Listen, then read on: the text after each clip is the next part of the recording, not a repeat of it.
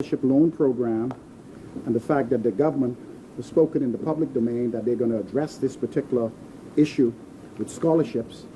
This issue is a complicated one, which started under the Free National Movement, and it's my understanding that the Minister, Alfred Sayers, brought some order to the problem, but it remains unresolved. I suggest the Minister of Education move with caution and seek legal advice from his attorney before executing the plan, because there's a lot of parameters associated with this business, with this large amount of outstanding scholarship funds that need to be collected. Madam President, I now turn my attention to the Ministry of Health and NHI. The journey to the launch of NHI began 30 years ago with the Progressive Liberal Party. In 2006, the NHI Act was passed in Parliament.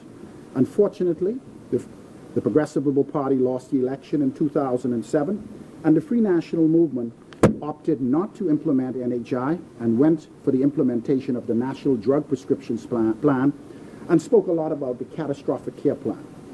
Nevertheless, in our Charter of Governance, 2012, we indicated that if elected, we would launch NHI, and in 2013, guided by our consultants, we established the NHI framework, inclusive of healthcare strengthening, and later on passed the National Health Insurance Bill 2016, which laid the necessary framework for the establishment of National Health Insurance Authority's functions, powers, regulatory criteria for healthcare administrators and providers.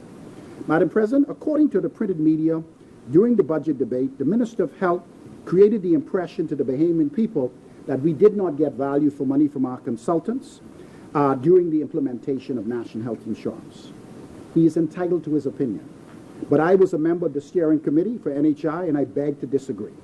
I am keenly aware of the extensive amount of work in place by the competent team for National Health Insurance Secretariat, who were supposed and supported by both local and foreign consultants, and I stand by these competent professionals who made their contribution to the successful launch of universal primary health care via NHI.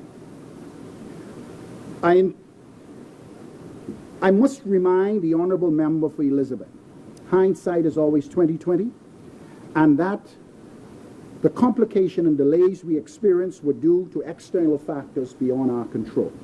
One day I will have the opportunity to go into the whole details of why the program was delayed, but today, because of time constraints, I will stick to my script.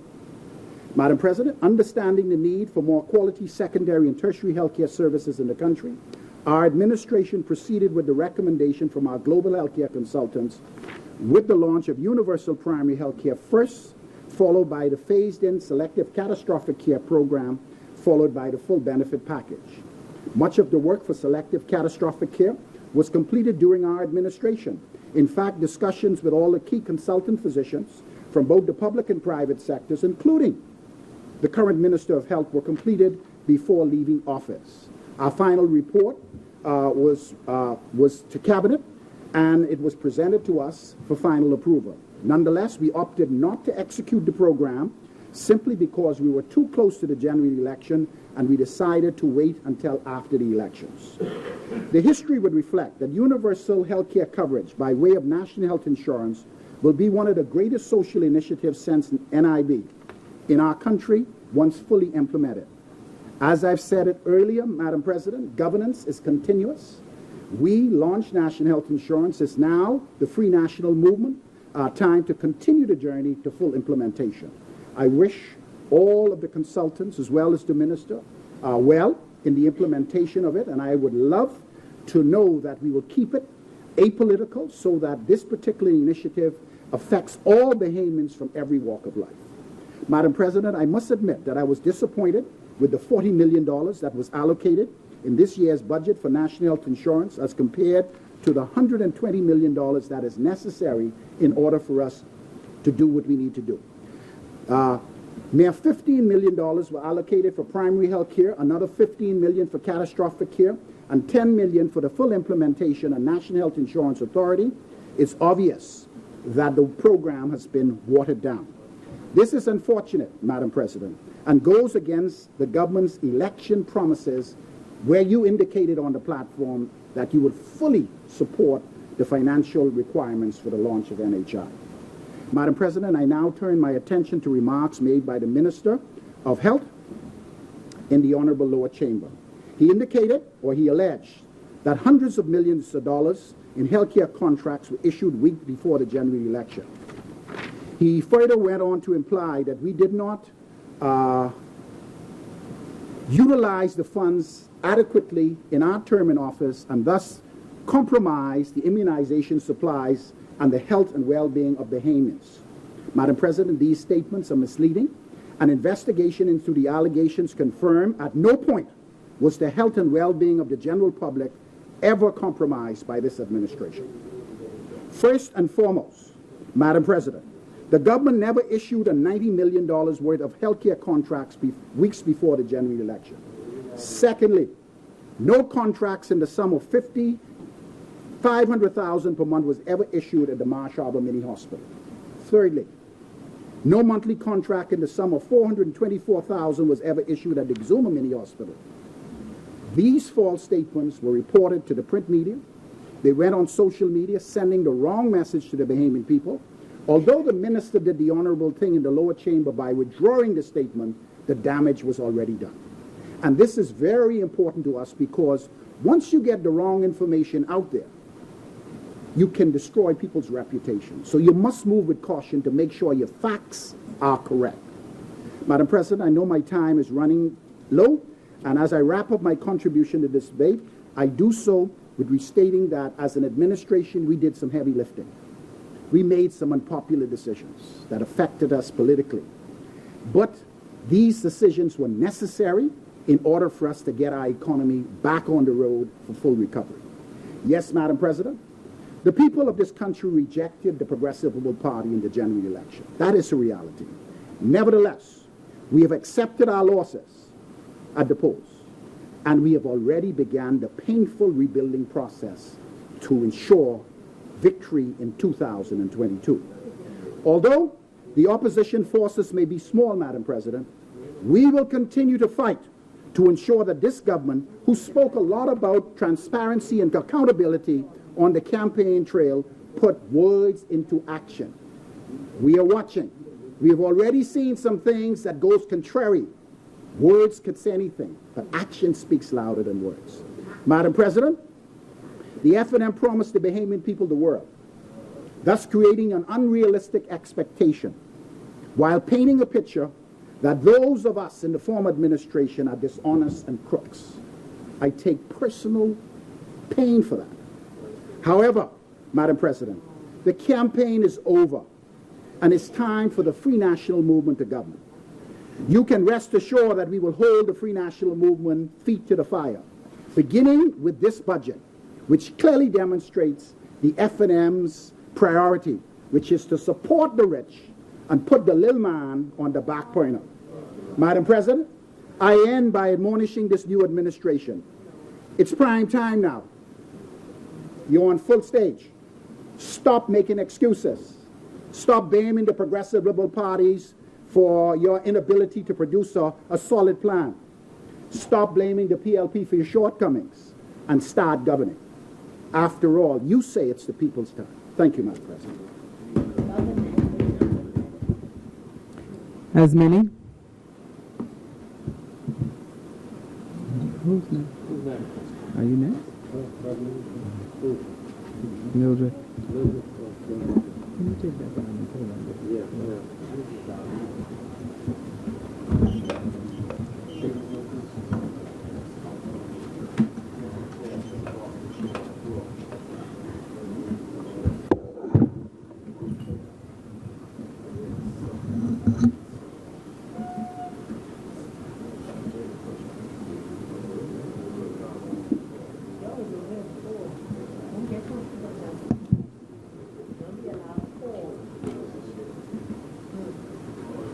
Chair recognizes Senator Mildred Hall Watson.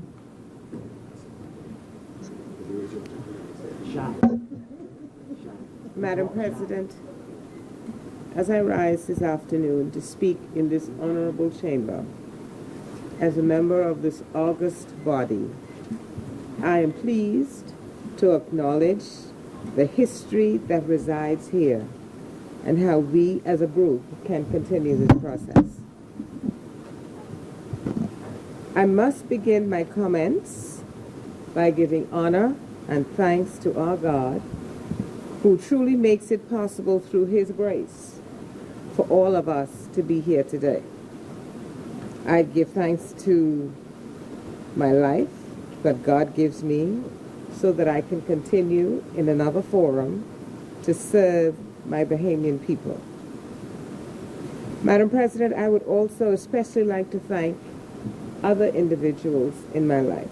My parents, Hanover and Ida Hall, who, though not wealthy, were able to give me the best ever childhood experience, and who instilled in me a servant character with a sense of decency, honesty, and integrity, who taught all of us, my siblings and I, to respect ourselves and by extension to see all of these characters in others with whom we may come into contact.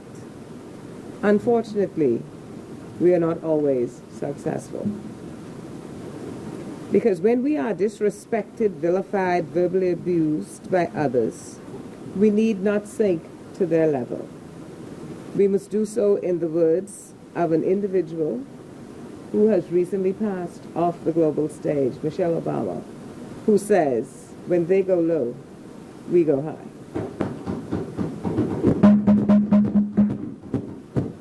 And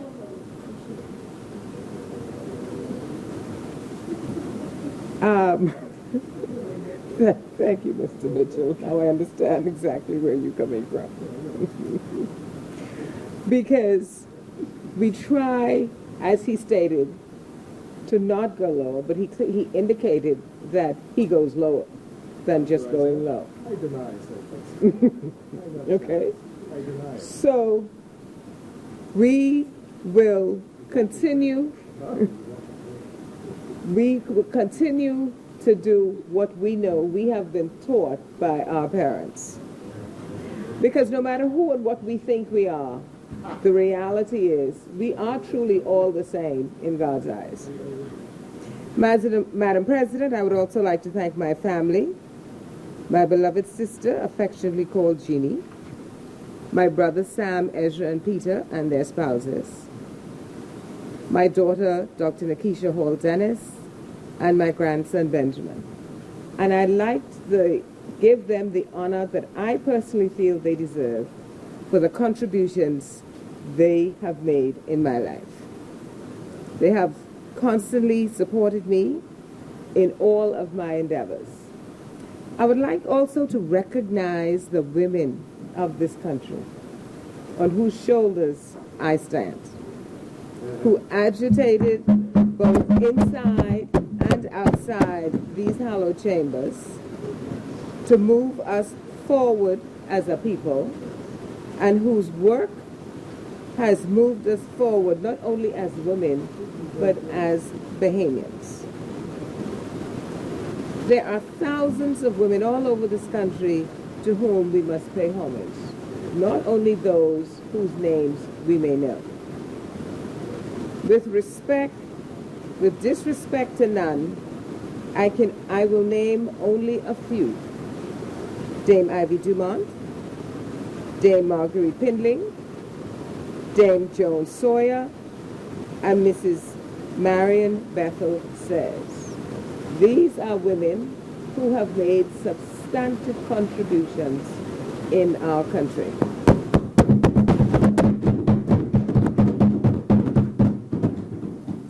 I would also like to thank all of the women and their families who entrusted their lives and the lives of their unborn children to my skills for many years. Please know, women out there, that I have not abandoned you, as you have helped to shape my growth. Madam President, I must also give special mention to former F&M parliamentarians who are female. Our First Lady of Parliament, the Honorable Janet Boswick. Our first and only only female speaker, Honorable Italia Johnson. Our first female Governor General, Dame Ivy Dumont. Former President of the Senate, Mrs. Lynn Holowesko.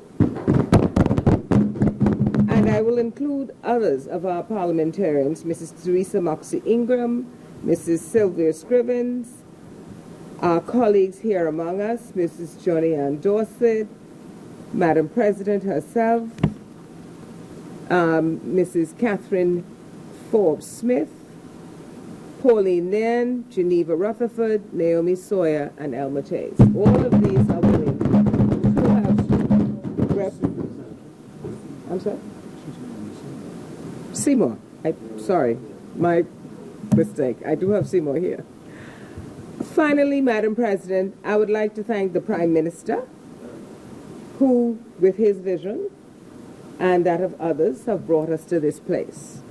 I thank him, along with his consultative team, who has honored me with this appointment to be a member of this august body, and a special thanks to you, my fellow senators, for supporting my nomination as your Vice President. Madam President, as I begin the substantive portion of this contribution, I do so with mixed feelings and emotions. Joy in that I have this opportunity to present, but some despair that we must acknowledge the apparent disdain and disrespect with which our Bahamian people, our Bahamian brothers and sisters, mothers and fathers, aunts and uncles, and our children, with the way they were treated by the previous administration. Our people appear to have been bamboozled 5 years ago by being told they were going to be put first as Bahamians. The question that we must now ask ourselves, were we truly put first? In his presentation, the Ministry of Education was able to share with us of the approximately 270 buildings that is under the direct control of the Ministry of Education. 173 of these are schools, but over 50% of them are in disrepair. 8 of them need to be knocked down, destroyed, demolished. Okay? This, Madam President, is where our grandchildren and our children are exposed to on a daily school day. I shudder to think what the situation would be if we as Bahamians were not put first. Our Minister of Education was extremely erudite as he clearly explained our academic results. Over the last 25 years, as we transitioned from a British-based exam in structure to an examination that was more of a regional structure, we appear to have had a minimal increase in the number of successful passes of 5 or more subjects at our mid and high school level examinations. 4% in 25 years. Now, I am well cognizant of the fact that that has occurred over and across several administrations, but somehow with the expectations of being first, and as stated in that campaign in 2012, that the budget of the Ministry of Education would be significantly increased, we would think that this would have been a great, more significant number, in addition to the tax increase burden that was put on these poor Bahamians. It is imperative that we do not allow our work here in this chamber to be only perfunctory. And as said by many, we seem to be a rubber stamp, because we too must speak for the weak and the downtrodden. Unfortunately, the majority of this weak and downtrodden are women. The World Health Organization statistics clearly tell us again and again that 70% of the poor in the world are women and children. And it is likely that with our population size, we too are experiencing that same percentage of poverty. One of the United Nations Millennium Goals for the 2015 period was to ensure that worldwide all children had access to primary level education. In 2016, the minister responsible for seeing that that goal became a reality, who was then the member for Yamakro, stated that the Bahamas had achieved the goal. When the Minister of Education stated that these schools should be condemned, remember, these are the schools that our children attend. So they may have had the access, but what was the quality of the education that they were receiving? And so when you have access, reflective of that should be what kind of results are we getting? And when we look at the results that we're getting, based on the statistics that was quoted for our 3rd and 6th grade level GLAP results, it doesn't seem as it is anywhere near the level that we would expect. Our women are our gatekeepers. And while we cannot discount our men, we must cherish, respect, and lift up our women and our girls. Imagine what would happen to our world if all of the bank tellers, the nurses, the teachers, the hotel room workers, the cashiers in our food stores and other establishments, the at-home breakfast-making mothers all decided they were taking a day off. I think for this country and many, many others in the world, the entire day would be off. And so we would have essentially chaos, because the man may be the manager, but it's the secretary who shows him what to do. When we look at our laws, let us strengthen our laws and enforce them as they should be when violence is perpetuated against women and children. Let us encourage our young ones coming up in our preschools to have a play learning curriculum that teaches all of our children, but especially our girls, the importance of self-worth. Let our programs be ones where the children not only listen, but are listened to. Because it is important that we know what it is they are thinking and how they are receiving what we are attempting to teach them. Let them learn to think through ideas, no matter how simple, and to express those ideas. They learn to respect themselves and others through play learning, helping to teach them boundaries for themselves and others, helping them to have less desire for violence or in-your-face type of behavior. And the best way for us to see results, so that later on in our communities, having had this kind of attitude ingrained in them as preschoolers, I feel there is no question we would see less negative behavior with our teenagers and consequently with our results.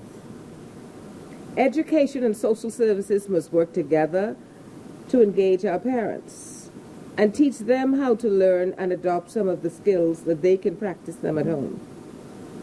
As teens, they will have more control of their lives, and we have an opportunity to positively impact the teenagers associated with teen crime, which becomes adult crime. We must break the cycle of teenage pregnancy, poverty, dependency, and poor literacy results. As these toddlers become teens, and the teens become adults, we will then have children and adults who are empowered, and a nation with less desire to seek an easy way out through not persisting, not pushing through the gimme attitude and the ability to deal with each other. During his contribution, the member of Fort Charles stated that the people in his community weren't asking for much. They wanted a safe place to live, the ability to feed their family, and as he stated, a few dollars to put in their pockets for a little fun. Unfortunately, it seems, not much. Unfortunately, it seems that the previous administration misunderstood the needs of the people and felt that they wanted nothing at all. And so other than the exceptional few, the people who are the most vulnerable got nothing. Fortunately, through prayer and supplication, they were able to speak loud and clear on May 10th, 2017, and so here we are today. It is with the, when we listen to the Minister of Finance, it seems that fiscal imprudence was the order of the day. I am amazed at the apparent indifference to the increase in spending, despite the increase in taxation, which seems to, as my mother would say, the increased VAT money made people giddy, and they therefore spent in a giddy fashion. I thought it was nonsensical when the leader of the opposition blithely stated, well, the country didn't default, as we borrowed money to pay loans. The fact that you did not default is a questionable about defaulting and us being in the situation we are today. So people would say, we're robbing Peter to pay Paul. And you know, sometimes with some individuals, whatever it is, borrowing, robbing, the point is, we're not being responsible with spending. Okay? So, as a result of all of this, we must be careful with what we currently have. Now, a lot of individuals are saying, oh, the budget is this and the budget is that. And I think all of us who sit here today are aware of the fact that the majority of this budget was not put together in 2 weeks. This was a budget that came from the previous administration, and attempts were made to modify so that we can keep the country running. We're not going to solve all of the problems in a week, in a month. And so, thank you very much, Mr. Leader. You heard me say that? And so, as we move forward, colleagues, and we speak with our parliamentary members in the House of Assembly, we know that there are going to be modifications. And those modifications are going to be centered on fiscal responsibility.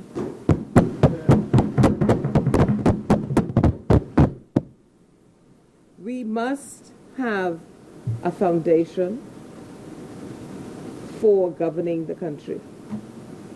For any of us who have or may not even have been involved in the building of a home, we know the most important part of that structure is the foundation.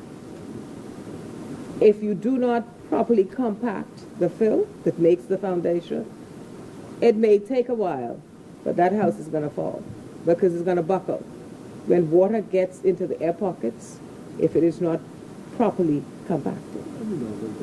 And absolutely. And therefore, we know that, and Madam Speaker, I must say that, Madam President, okay?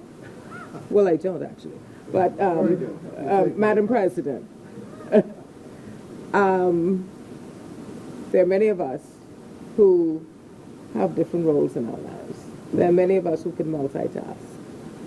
And so we know, not a lot, but a medium amount about a lot of things. There you go. So, we don't need a degreed contractor to tell us how to make a foundation. Because if you ever built a home and you don't know something about construction, trust me. Okay. Okay. So in keeping with this theme, it is imperative that the health system is in an area that needs significant evaluation. I will not attempt to try and compete with the former minister who discussed the NHI plan. However, I must tell you, as an individual who for many years, for decades, have dealt with the health of other people, who have worked in the public and the private sector, who have seen people at their worst from a health perspective. The plan as currently constructed may be an excellent plan on paper, but we deal with people in the midst of their crises. And however long it takes to get to phase 2, there are going to be thousands of individuals who are going to suffer as we go through phase 1. Primary health care is extremely important. It is like the foundation of health care, but it cannot stand alone. We must have an area where it merges. Because if I'm having a heart attack, NHI doesn't help me. It doesn't help me. Anything that a physician cannot do in a private office or a public clinic is not covered. And we go back to what we do now, which, if properly structured, properly funded, made sustainable, can be a remarkable change in what it is that we need as universal health care in our country. And so we must ask ourselves, whose health are we trying to improve? Health care is not free. Someone has to pay. And when we lose the millions of dollars that we lose every year because from our economy, because individuals go to Florida, they pay. I will give you a very real example. On election day, an oil tanker blew up on the bridge, or near under the bridge. The gentleman had about 80 plus burns over his body. When they were attempting to airlift him, the hospital, who has one of the better burn units in South Florida, was told what the problem was. They said, we cannot take him because we currently have a Bahamian burn patient here now who we've had for 2 months, who has Kalina insurance, and nobody's paid. Now that's real, okay? That's real for the gentleman. That's real for his family. And so we need a health system that we can put money into and improve our system so that this gentleman and any others like him don't have to go through this. We have a neonate the other day, a premature baby who needed intensive care.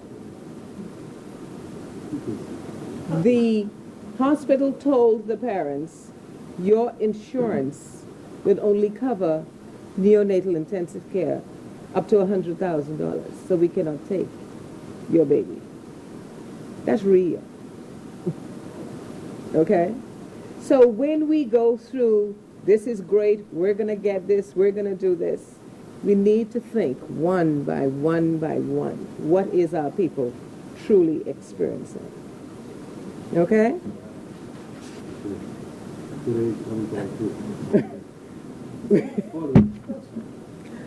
How many times do we tell people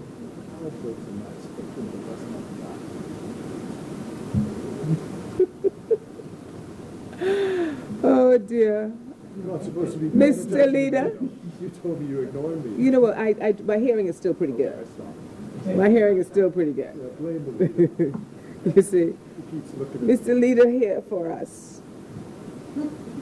I think it's important that we listen to what is happening one by one by one. It is good to have national programs, but I deal with real people. Okay? And so we can't make fun of these, because even if it's the only one we ever have, to that family, it's everything. So I think it's important that we, and unfortunately, it isn't the only one. It's one by one by one by one. And I am not saying that universal health care, NHI, is not a good thing. It is a good thing. But we need to look at, is it sustainable in its current form? I cannot order Panadol for a patient in the hospital and be told by the nurses, we don't have anything. Okay? I can't have a patient whose antibiotics in 10 days I have to change 6 times, because every other day we run out of the one that I was using. This is real. Okay? So, I'm all for it. I'm a healthcare provider. I want to see people healthy. But let's do it right.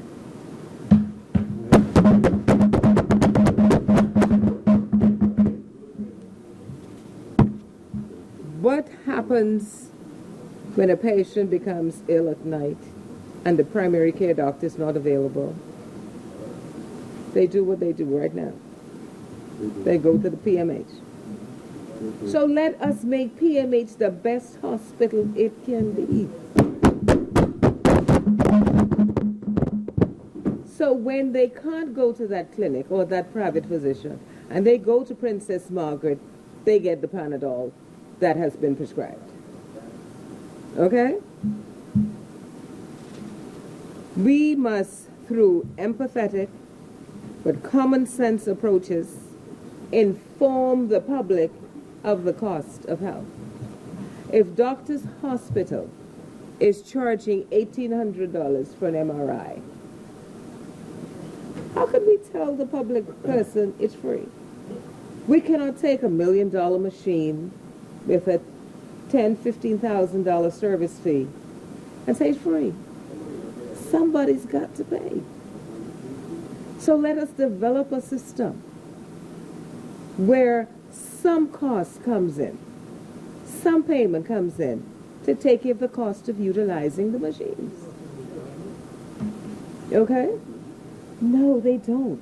I am in Princess Margaret 7 days a week. Okay?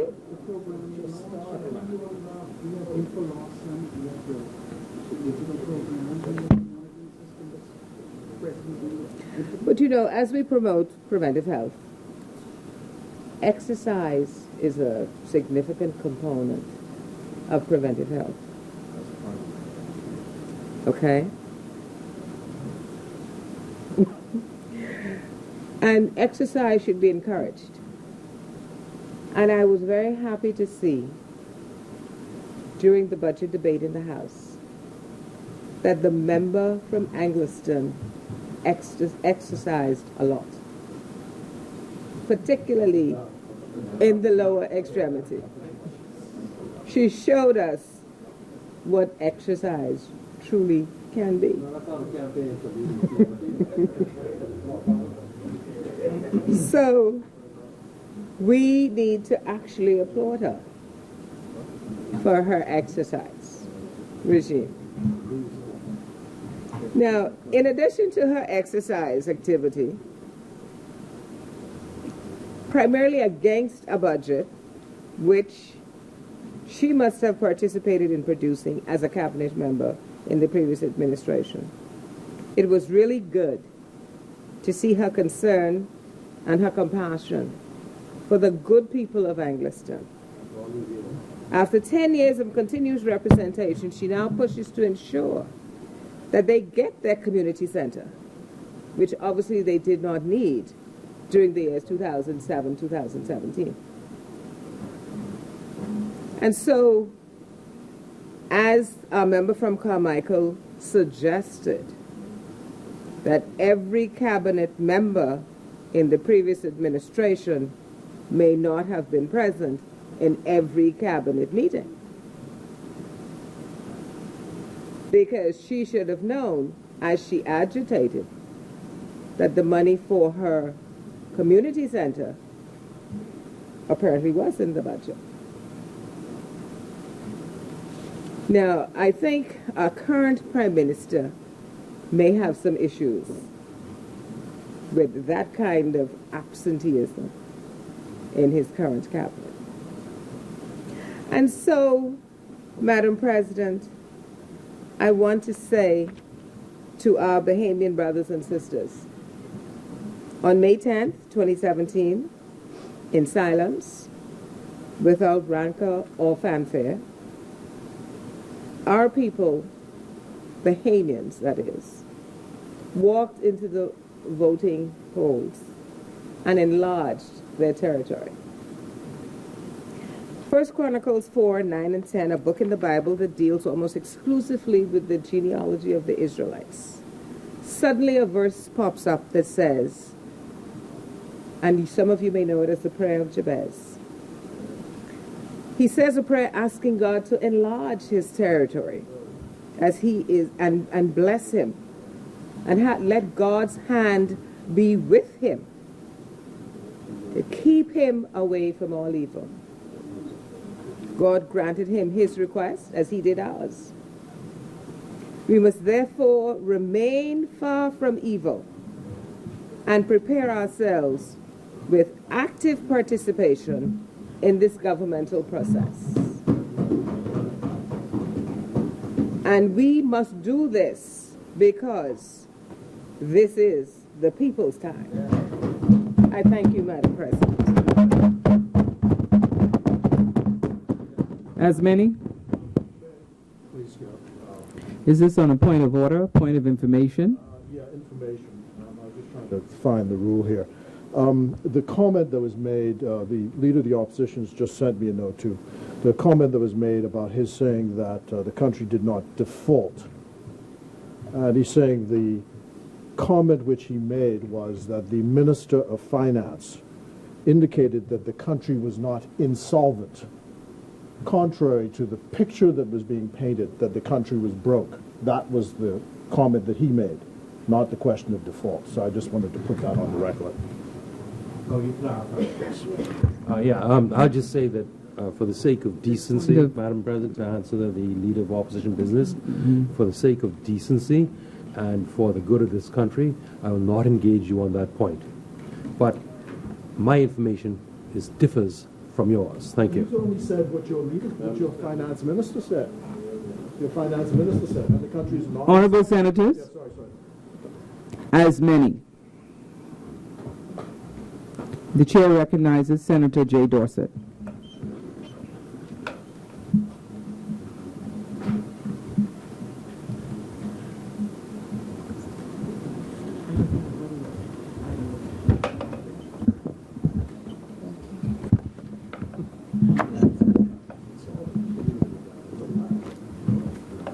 Thank you, Madam President. Madam President, it gives me great pleasure to rise to make a contribution to this 2017-2018 budget, the first budget under this new F&M administration. And Madam President, I thank the Honorable Prime Minister for having given me the opportunity to sit once again in this place as a member of the governing party. I'd also like just briefly to thank my family and so many of my friends who supported me all through the years as I dabbled in politics, and they couldn't understand why. I'd like particularly to thank my husband, Bernard Dorset. Yes, I guess I should say Porky Dorset, because if I say Bernard, he may not know who I'm talking about. So I thank you, Porky, for having my back all these years. And as he likes to tell me, while I was off playing, he was paying the bills. I thank you for that. Madam President, we're all aware of the events that unfolded earlier this year, since the beginning of the year, which culminated in an unprecedented victory on May 10th for the people of the Bahamas. And Madam President, I know that this has been mentioned probably by every speaker on the government side in the other place, and I suspect that it will be mentioned by every speaker in this place on the government side. And there are those who might think that we are bragging and overplaying this, or trying to rub it in the faces of those opposite. But Madam President, while I completely understand the temptation, I assure you that this is not the case. The election of May 10th is being talked about not only in our parliament, but everywhere you go in the country, and even abroad in some places. I've had people call me to talk about what really happened and why. And this is happening, Madam President, because May 10th marked a change in the thinking and the responses of the Bahamian electorate. It marked the coming of age of a new generation of voters with heightened awareness of their rights and their entitlements, and most of all, an awareness of their power. We call them the millennials, or the social media generation. I call them our children and our grandchildren. They are a generation that is informed, technologically savvy, with a low tolerance for nonsense, and they tend to be impatient, Madam Speaker. The people of the Bahamas opened their eyes, evaluated the performance of their political leaders, they harnessed their power, and exercised their right to determine the direction in which they wanted their country to go and who they wanted at the helm at this time. Indeed, Madam President, the 2017 election ushered in a new political paradigm that has the potential to alter the face of politics in the Bahamas forever. The people spoke, they spoke loudly, and they spoke clearly. Their message was that when they entrust their welfare and that of their children to you, you cannot do as you like in any manner that you like without reference to them. You cannot keep them in the dark, ignore them, overlook them, squander their resources, and still expect them to continue to put their welfare into your hands. When I first came into politics, people used to say, oh, don't bother, you all don't bother going in this area, because if you put your cat in there with a certain shirt, they will win. Those days are gone, Madam President. People are looking not only at parties, They're looking at the people you send to represent you, and they're making choices based on full knowledge and understanding. Madam President, this should be a lesson to all politicians and public officials, not just those opposite, but to all of us who currently hold or aspire to hold such positions. Take your commitments seriously, understand your roles and responsibilities, do the work that you have been elected or appointed to do, and through it all, never forget the power lies with the people and not with you. Quite frankly, Madam President, I don't think that politics in this country will ever be the same. And you will appreciate, Madam President, that having been elected to office on May 10th, our new Prime Minister had exactly 23 days to appoint a cabinet and bring a budget to Parliament to guide us through the coming fiscal year. This budget, to my mind, is different from budgets in the past in that it is not truly reflective of the vision of the administration that presented it. Having just taken office, this administration could not have been in a position to put together a truly F&M budget, but had to do the best it could in the short time that it had with a budget process that had already been started under the previous administration. I see it as a transitional budget, which does not really have the F&M imprint on it. But I am convinced, Madam President, that this imprint will be seen in future budgets after this administration has had an opportunity to bring to bear its own philosophy of governance on the day-to-day running of the country. The reality is, Madam President, that we are now on shaky ground with a country that has a growing population, a growing deficit, growing unemployment, and a stagnant economy. Added to this, from what I understand, we are broke, and we all know that we've recently been downgraded. If we are to succeed, really, if we weren't broke, we wouldn't have to borrow money. If we are to succeed as a country, Madam President, we must recover some of the ground that we lost over the past 5 years. We must not only grow our economy, but we must also grow our people.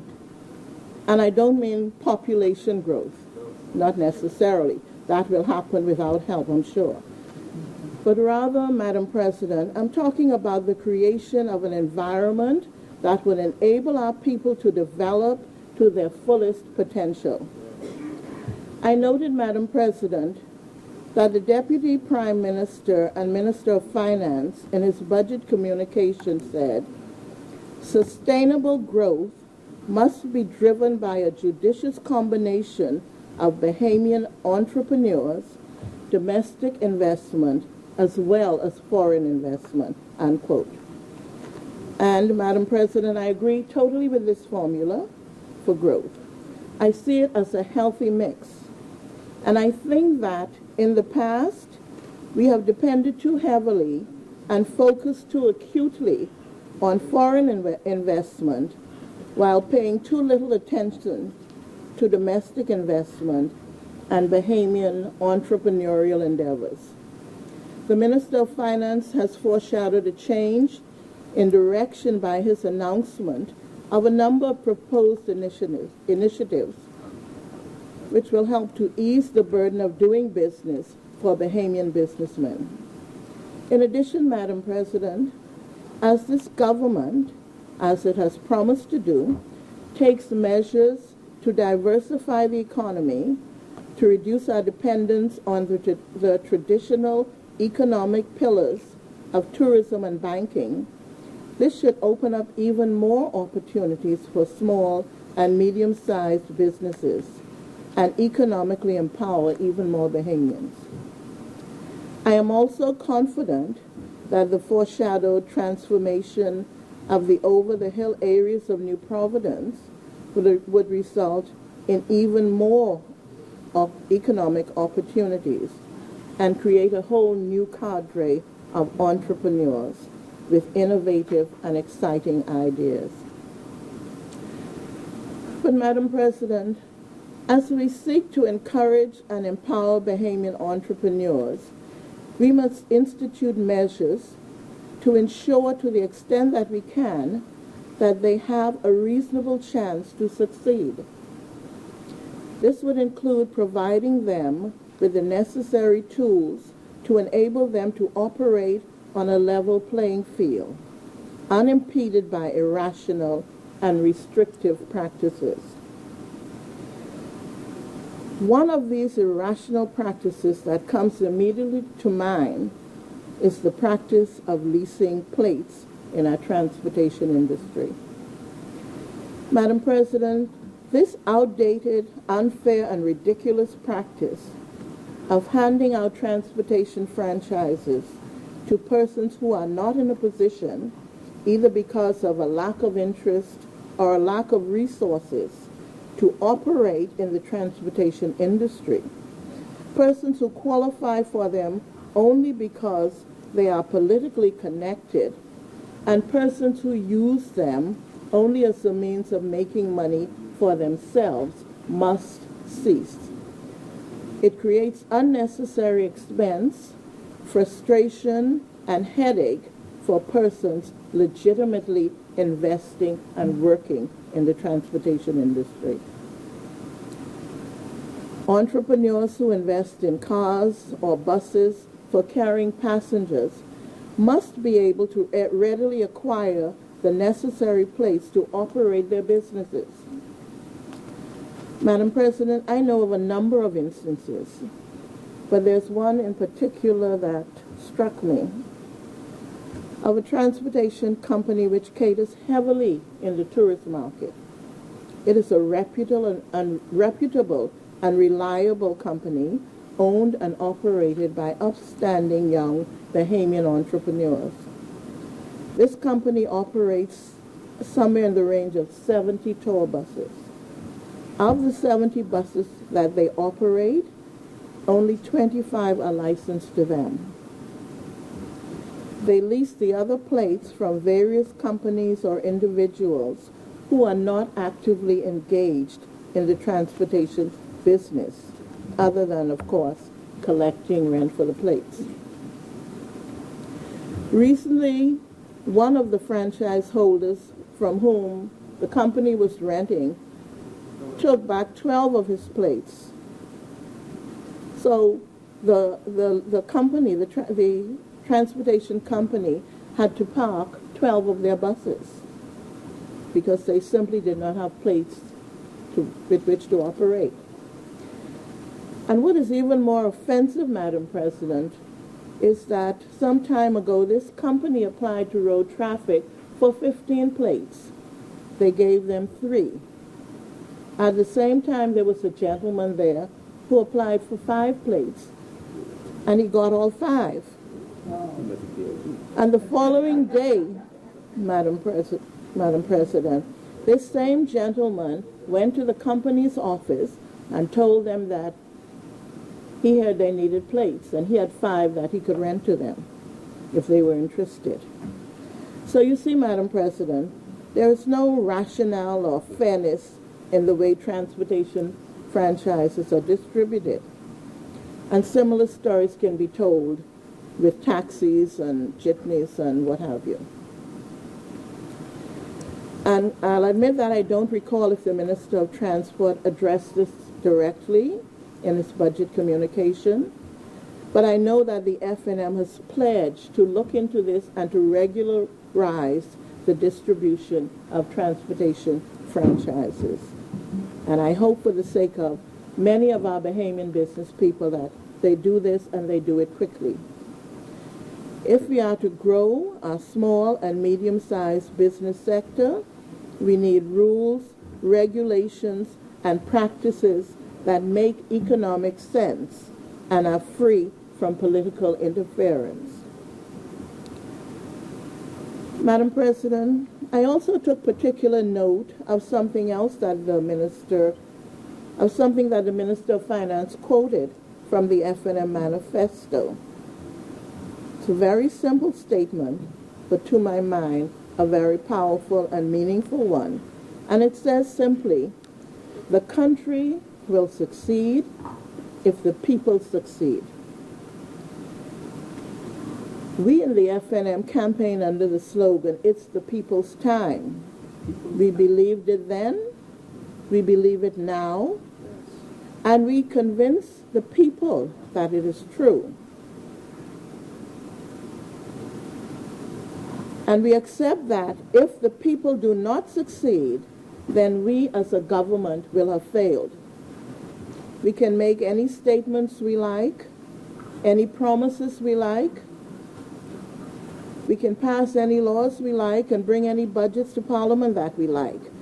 But if it does not benefit the people of the Bahamas as a whole, we will have failed. This is not about us, Madam President. It is about the Bahamian people. It is now, it has always been, and it always will be about the Bahamian people. And they will be our primary focus over the next 5 years. If we are to grow our country, Madam President, we must simultaneously grow our people, particularly our young people, as they represent our hope and our future. We can only do that by providing them with opportunities for training and meaningful employment, along with options to utilize their skills and their creativity.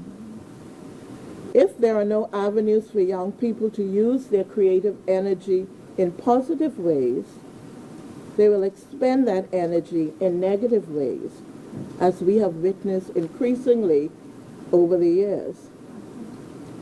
We are faced right now with thousands of young people coming out of school with little to do and little hope of finding meaningful employment. Some of the more fortunate ones will go to college or university, and some will come home from college and university, only to face the same dim prospects for employment as those coming out of high school. And some will go back to where they went to university and opt not to come back and make a contribution to their own country. So we must provide our young people with a range of options and opportunities to grow and contribute to the further development of our country while fulfilling their respective dreams and goals. The Free National Movement set out some ways in which it will address the special needs of young people under its education, culture, youth and sports section of its manifesto. And in their contributions, the respective ministers touched on some of the planned initiatives. And if we do as we say we will, our young people will be well served and grow into the kind of adults we can rely on to carry our country forward as we move off the scene.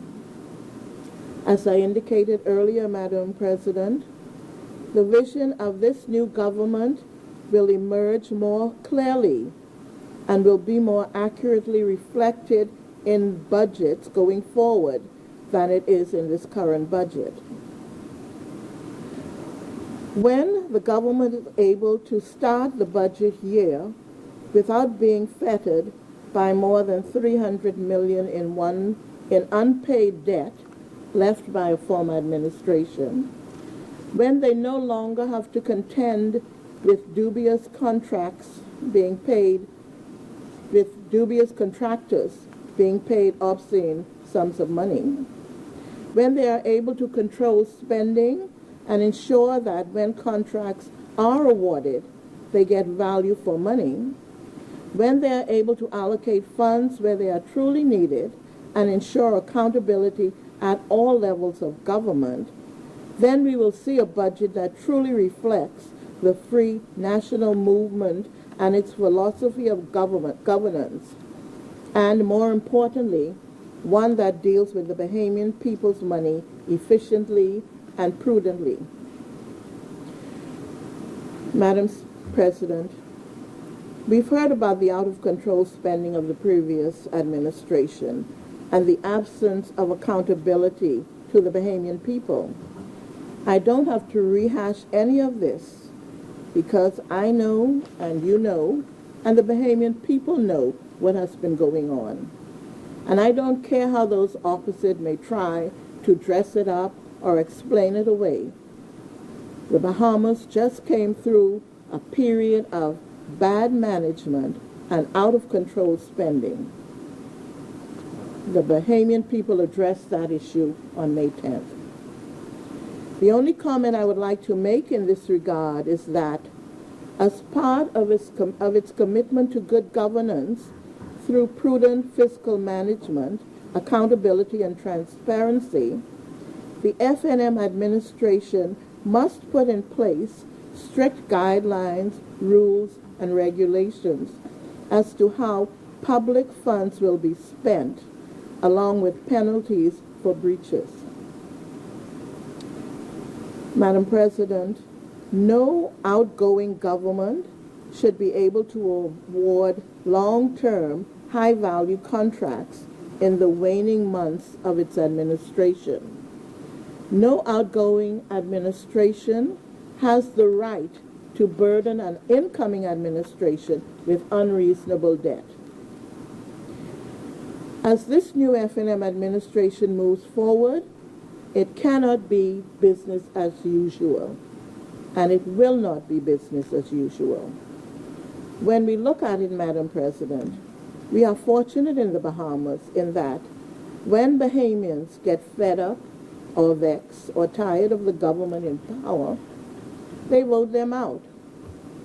In some other places, governments are not so lucky. As we know, governments can be voted out or they can be thrown out. And in some places, they are physically taken out. So we live in a wonderful democracy, and we will work to keep it that way.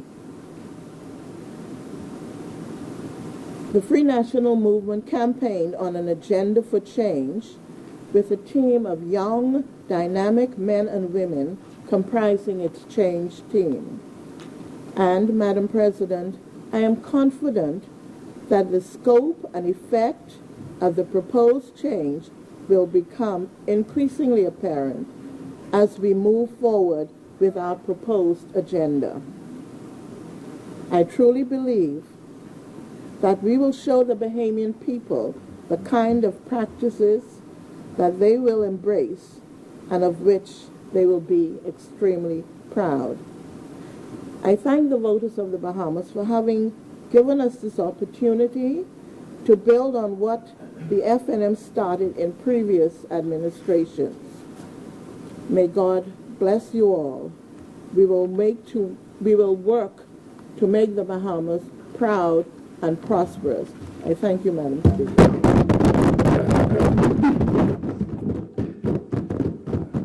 Madam President, may I interject, and I hope that it doesn't cause offense, but I assume this is information? This is information. Okay. The Bahamas is not broke. The Bahamas is not insolvent. In the budget debate and in the presentation made by the Minister of Finance, he was very careful to stress that while there may be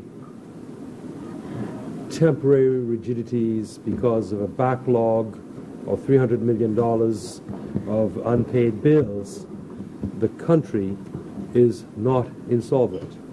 It is not broke. Look, if I'm walking down Bay Street and a fella I don't know say, man, give me $5, I can put man in my pocket and say, man, I dead broke.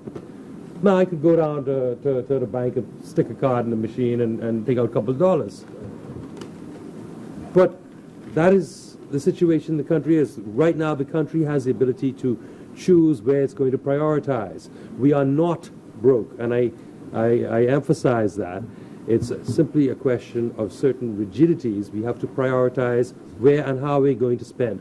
This happens also seasonally in our budget year. It's well known that certain months of the year, the financial flows dip because of summer travel, the loss of tourism during the heated months of the summer. They call them the shoulder months in tourism.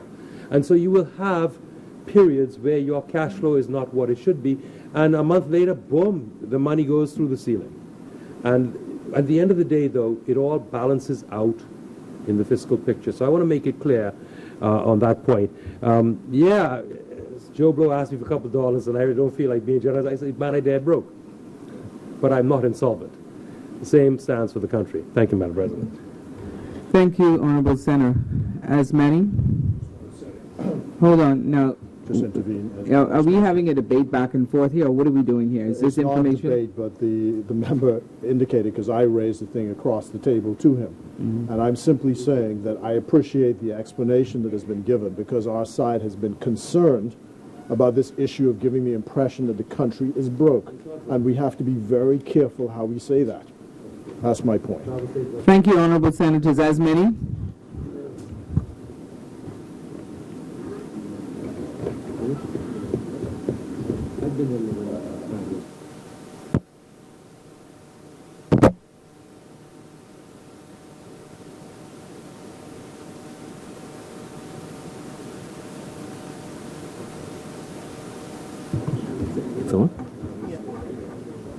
Madam President, it gives me a great sense of pride and humility to rise in this honorable place to make my contribution to this first budget debate for the people's government. First of all, Madam President, I am grateful to the Almighty God for the health and strength that He has given me over these many, many years. And I pray and I ask God for His blessings while I serve in this chamber for the next term or so. Secondly, I'd like to thank my family members, particularly my wife and my children, for the support and encouragement that they have given me over these many, sometimes turbulent years. I'd like also to thank my mother and father, who's not here with us today, for what they've done for me since the day I was born. And to them, I owe them a great sense of gratitude, a sense of appreciation. And I will always be eternally grateful to them. My mommy and my daddy, Erskine and Mary Sawyer, were originally from Arbor Island. Arbor Island.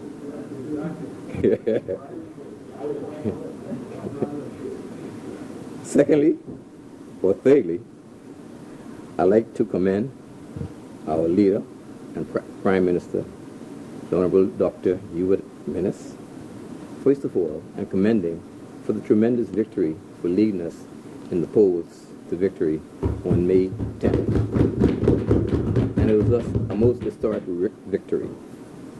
And secondly, I'd like to thank him for appointing me wholeheartedly to this great chamber. I always wanted to be in the Senate. I can be quite honest about that, okay? Yeah, okay, I always wanted to be in the Senate. And I'd like to thank him, and I trust that I can live up to the confidence that he has bestowed on me over these years. Madam President, allow me briefly, and please give me a little latitude, because I want to go down memory lane for a little bit, so I can let some of the folks know where I've come from. Because some of the younger folks in the party, they've asked the question, where do I come from? And what is this? And what is political upbringing? Okay, and you can correct me. But first of all, I started out as a young man in the late 1960s. Unicorn. Unicorn was a political group, sometimes we call it Unicall. Political group consisted basically of young university graduates or college graduates and those who were still in college and and away to school at that particular time, and also those who probably used to come back home for the summer to be with us. All right? Many people in that group, and I may have forgotten most of the names, but allow me to mention individuals like Mr. Lionel Carey, who's with us, Charles Fox, Franklin Wilson, who is now Sir Franklin. He was a strong member of that group. His dear wife, Lady Sharon, they were all good friends of mine. Madison MacDonald, who's no longer with us. The late Professor John McCartney, who I thought should have been at one time. No, we was all part of that group. So I thought at one time should have been at least given a post at the COB, who's now University of the Bahamas. Sean McCraney was still a part, and the former Attorney General, Sean McCraney, and Calvin Camp. I think most of you all may know Calvin Camp from Freeport. He's a good friend of mine. And there's others I can't remember because I'm getting on age, okay? Even though I may look young, but I think I may want to be the senior citizens in this place. So forgive me if I forget any names. But in those days, we were a political pressure group. And at the time, I think the group was formed about 2 or 3 years after the majority rule in 1967. And at that time, shortly after that, the PLP started experiencing some problems with the leadership. And shortly after that, the Free PLP was formed. There was a breakaway in the PLP. And Successor Wallace Griffith, the founder of our great party, God bless the dead, got us out, broke away from the PLP, became the Free PLP and the FNM. And I became a member of that party shortly thereafter, not at the beginning, but several years later. All right? And as part of the political group, pressure group, the Unicorn, we participated in many, many demonstrations. We had marches up and down Bay Street all over this country. I think the honorable member over there could attest to that times, okay? I was one of those guys who, with a small group, we went out there to burn the Union Jack because it's leading up to independence. Of course, but we were not violent. We were just radical. Okay, we burned the Union Jack. And I recall that afternoon after we burned the Union Jack, I think it was in front of the government house, me together, Sean McCraney, and some others. I went home on the porch that afternoon. My father picked up the newspaper, the Tribune in those days, was published in the afternoon. My picture was there. He said, Dwight. Well, he didn't call me Dwight because he never knew how to pronounce my name correctly. He said, Dwight. He said, that's correct. He said, Dwight, you burn Aniwiki? You know, that's the reference to the British in him and the flag. I said, yes. And he gave me one backhand slap that I recall very vividly today. And so I continued to be involved with Unicorn, went off to school, came back. Shortly after that, Unicorn had its problems. The group broke away, became a split. Some went with the FNM. Others became the Vanguard Nationalist Socialist Party, of which Dr. John McCartney became the founding member. Oh, Dion was one. Okay. And of course, Lionel Carey. And that's where I started my beginning in the Free National Movement.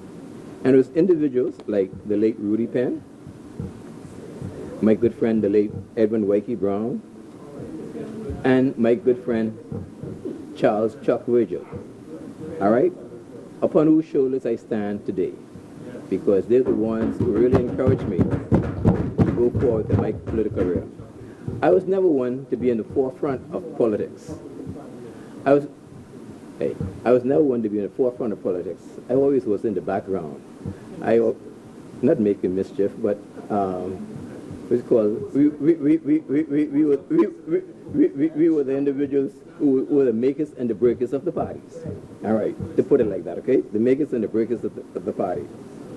And my first position that I ran for in the party was that of an Assistant Secretary General. But the next year, when we had the convention at the Workers' House, all the positions were taken care of, were gone. And the only position left was that of Assistant Chaplain. And Rudy, my good friend, says, Dwight, that's the only position open. So I say, okay. He said, but you don't have the break. I said, you sure? He said, yes. I said, he told me that the important thing for me to be around the table, because I think in those days, many individuals saw that I had something to offer the party. All right? And so I came in at the time, assistant chaplain, and the rest is history. And I moved up through certain ranks of the party. When we won the election in 1997, the honorable member Dion Folks became minister. He was chairman at the time, so he gave up the chairmanship of the party, and he encouraged me to run for the position of chairman, of which I did. But I was reluctant to do it. But nevertheless, he encouraged me, and so I owe my good friend Dion Folks a deep sense of gratitude, because he's the one who caused me where I am today. And over the years, I worked within the party, as I said before, and held those positions. When we lost in 2002, I said, it's about time I get out of here. I don't want to be chairman of any party in opposition. So I stepped back for a while. And then shortly thereafterwards, we wanted to get back in government. The Honorable Hubert Alexander Ingram came back. We had a convention in 2005. I ran for the position of treasurer, and that's the position I hold up until today.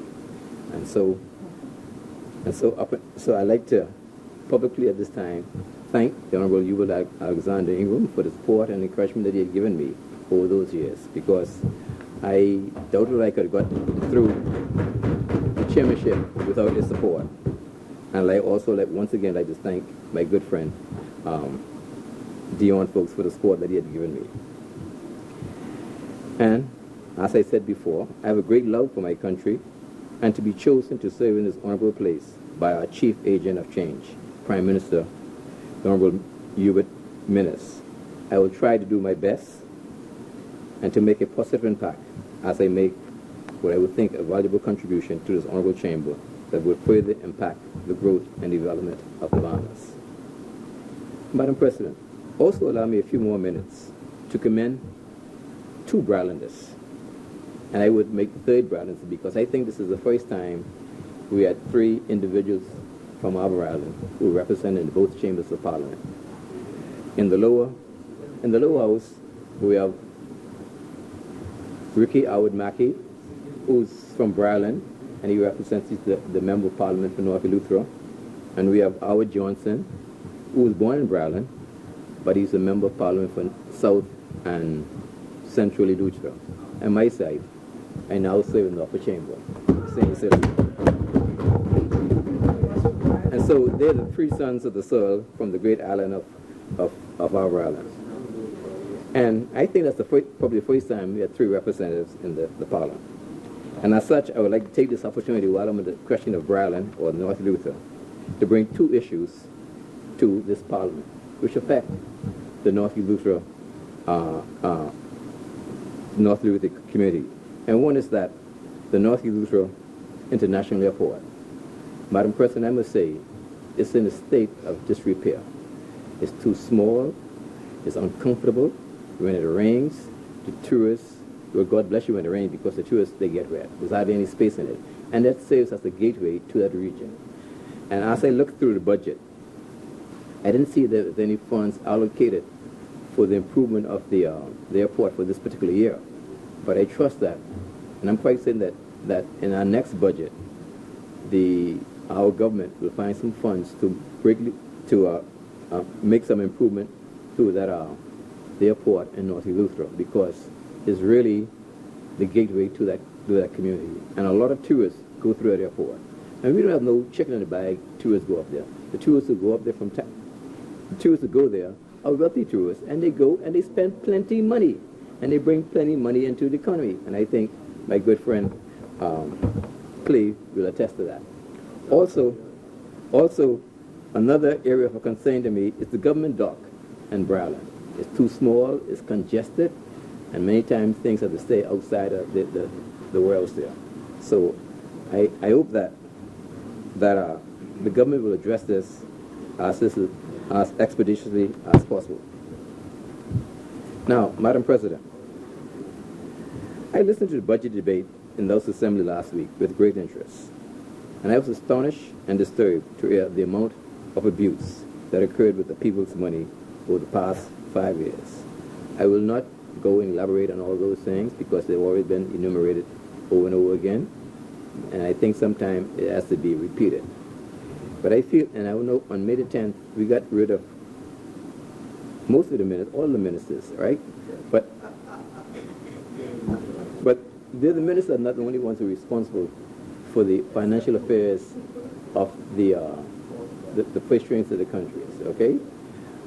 When last week when we went for a briefing down at the Ministry of Finance, and the individuals in the Ministry of Finance indicated to us that the chief financial officer in each ministry is the permanent secretary. So to some extent, to some degree, and I know those are men of integrity, but some of these things that came to the public's attention over the last week or so, they have be called into question as to what transpired, whether or not the ministers put pressure on them, or they were asked, they were afraid to question certain things with specific reference to some of the contracts and stuff of that interest, okay? So I would like to suggest, and if it's not already done so, that in every ministry you should have an internal auditor who have direct responsibility to the Auditor General of the Bahamas, and to report them on a monthly or quarterly basis, and to indicate to them things, if they see anything out of the ordinary, that they should bring towards to the public attention. So suffice it to say that we have been given the assurance from the Honorable Prime Minister that there will be consequences, and these acts will never be allowed to happen again. It was difficult listening to the Minister of Finance's budget contribution, as well as other MPs, to hear how bad our country was mismanaged over the past 5 years, generating either zero or negative growth for 4 consecutive years following the 2012 general elections. And as our Prime Minister duly stated, this weak economic growth and dismal performance is the direct result of an inept government. Madam President, I'm happy that the people of the Bahamas could understand and accept the plans we shared during the election campaign. Plans founded on principles of strong leadership in our Prime Minister and his cabinet, plans for ethical government, transparency, accountability, and firm, prudent fiscal management. These are basic practices that were lacking over the past 5 years, in my opinion, but badly needed to help bring back decency and a sense of fiscal responsibility to government. It is essential that for this government to facilitate and strengthen our economy and grow job opportunities, we must base our efforts on meaningful collaboration with the participation of the private sector. We cannot continue to rely on the government alone to grow the economy. And I'd like to repeat that again. We cannot continue to rely on the government alone to grow the economy. We must work along with the private sector to grow the economy, and we must improve the ease of doing business in the Bahamas. According to the World Bank Ease of Doing Business Index, in 2007, I understand that we ranked number 85 in ease of doing business.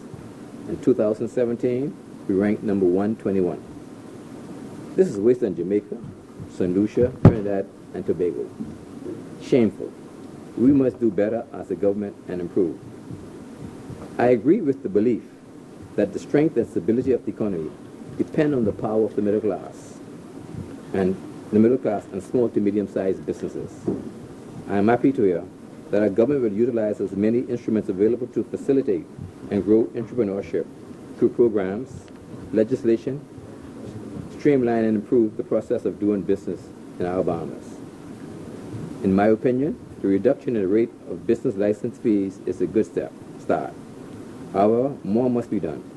I am confident that our government will improve the ease of doing business in the immediate future over the next few years to stimulate the economy. The introduction of the Small and Medium Enterprise Development Agency is something I look forward to, and I'm sure many small and medium-sized business owners, as well as young Bahamians who want to be entrepreneurs, feel the same way. Madam President, I have several concerns that I would like to share with you regarding small businesses, manufacturing and banking practices. Having been involved in a small business and manufacturing company for some years. I'm aware of the many frustrations of conducting business in our Bahamas. Hence, I've found banking to be quite frustrating. Please indulge me as I share an experience with you that many of us in this honorable house, upper chamber, can attest to. I've been a customer of a bank for many years. The tellers know me, the council officers know me, the security guards know me. But routinely, when we have to change signatures on our organizational account that I am connected with, it is always a problem, always hassle. For every time I go, the officer will ask me for my proof of address. They know I've been living in the same place for the last 40 years. And they always want a copy of my latest utility bill. The last time I went there, I picked the one that was 9 months ago. They say, no, they want one in the last 3 months. This is frustrating. It's the same address been on there for the last 40 years. For opening an account, at the same time, it's a frustrating process as well. I understand that it's easier to open an account in Florida than it is here in the Bahamas. This is not just an issue for businesses, but also for the public who over the years have experienced the exorbitant banking fees that have been charged every day by the banks. I trust that along with the Clearing Banks Association, the Ministry of Finance, the Central Bank, and the Consumer Protection Agency, there can be some compromise found. Madam President, this makes it hard for small businesses in this country, and I look forward to the time when the government will introduce financial legislation to streamline and standardize the procedure for opening bank accounts. With the new laws, I am assured that the government will also consider regulating how these banks add their fees. It is crucial, Madam President, that the government encourages the small banks to establish small business units with competent staff. This move will be significant to help the government's plan to grow the inner city and the overall developments. I certainly look forward to the strengthening of the Fresh Start and Jump Start programs and to other programs that will improve the economy and further out and establish the small businesses. As I close, Madam President, let me once again take this opportunity to thank our Prime Minister for the opportunity to serve in this country, and I wholeheartedly support this budget and unreservedly pray God's blessings on you and my fellow members in this honorable upper chamber and on the wonderful people of the Commonwealth of the Bahamas. I thank you, and may God bless the Commonwealth of the Bahamas. As many. Madam President, the roster is finished. Madam President, I beg leave to move that the business of this House do stand adjourned until Monday. Suspended. Oh, Suspended. okay. You suspend during the day, you adjourn to another day. No, we're still in the program. Okay, you stay on the same thing. All right, okay, Right. fine. Okay. That the business of this House be suspended until Monday, 26th of June at 10 a.m. in the morning. If I may obtain a seconder. It has been moved and seconded that the business of the Senate be suspended to Monday, June 26, 2017 at 10 a.m. All those in favor say aye. Aye. Those not in favor say nay. The ayes have it. The business of the Senate is suspended until Monday, June 26, 2017 at 10 a.m.